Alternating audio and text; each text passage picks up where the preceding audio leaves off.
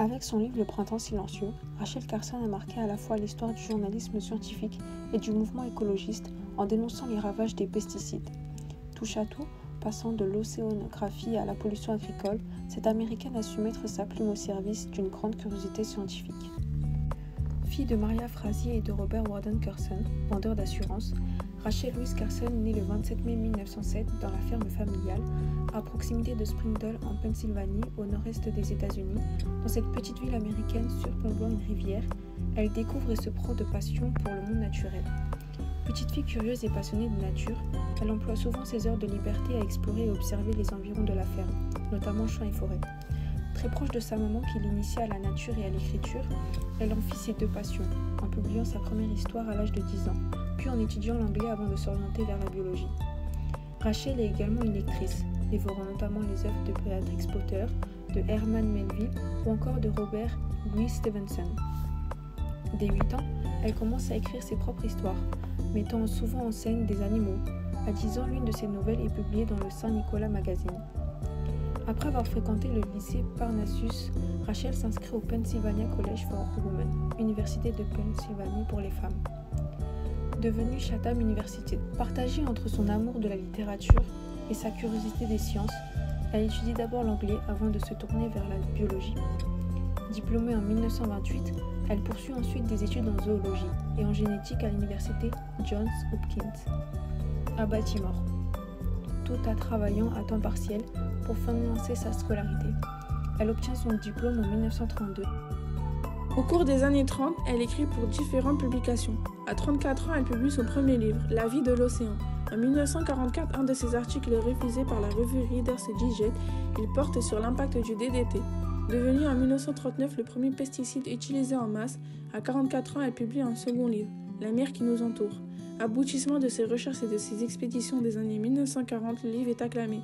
Il gagne le prestigieux National Book Award dans la catégorie documentaire et reste 32 semaines dans le classement des best-sellers du New York Times.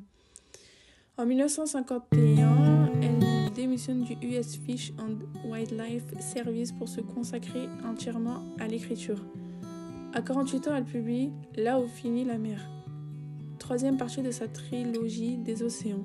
Au cours des années 1950, elle devient une fervente critique de l'utilisation abusive des pesticides.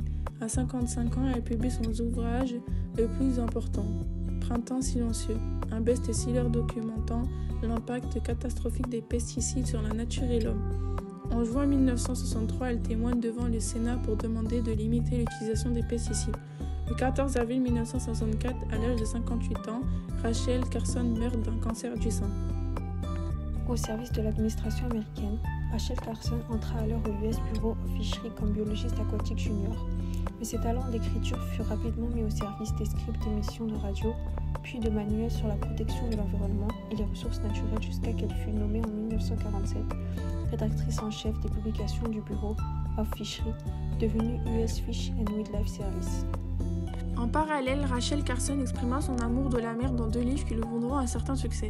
Cette mer qui nous entoure est traduite en 30 langues et reste pendant plus de 30 semaines en tête des ventes aux États-Unis.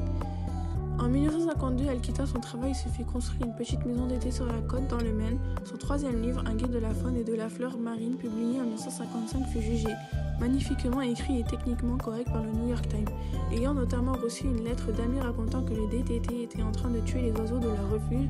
Rachel Carson se mit à travailler sur cette question que personne ne presque ne se posait. Compilant une documentation extrêmement riche, elle déclara plus tard « Plus j'en savais sur l'utilisation des pesticides, plus j'étais horrifiée. Je me suis rendu compte qu'il y avait là de quoi écrire un livre. Ce que j'ai découvert, c'est que tout ce qui comptait le plus pour moi en tant que naturaliste était menacé et que je ne pouvais rien faire de plus important. » Après 4 années de travail, elle publia Le Printemps silencieux pour mettre en garde contre un monde où les oiseaux auraient disparu des campagnes. Les grandes découvertes, avancées scientifiques. Rachel Carson eut un grand impact sur son époque. Elle fait partie de ceux qui ont une influence considérable sur la naissance du mouvement écologiste dans les années 1960. Elle eut aussi une grande influence sur la montée de l'écoféminisme et sur de nombreux scientifiques féministes. Dès les années 1950, elle découvre que le DDT utilisé en grande quantité dans l'agriculture est un poison qui met en danger les oiseaux et les insectes, provoquant également des maladies chez les hommes. Parallèlement, l'industrie de la chimie est en pleine croissance et les informe sur les effets de leurs produits. Dès 1945, Rachel Carson est confrontée à un nouveau pesticide, le DDT, utilisé depuis le début des années 1930. Rachel Carson mène des recherches pendant de nombreuses années avant de publier en 1962 un ouvrage qui dénonce les propriétés cancérigènes du DDT. Voici quelques œuvres principales de Rachel Carson. Maladie et décès. Pendant qu'elle écrivait Le Printemps silencieux, Rachel Carson dut subir une mastectomie et une radiothérapie. 18 mois après la publication du livre, elle mourut d'un cancer du sein. Ironiquement, son livre pointe du doigt les liens entre cette maladie et l'exposition aux substances chimiques.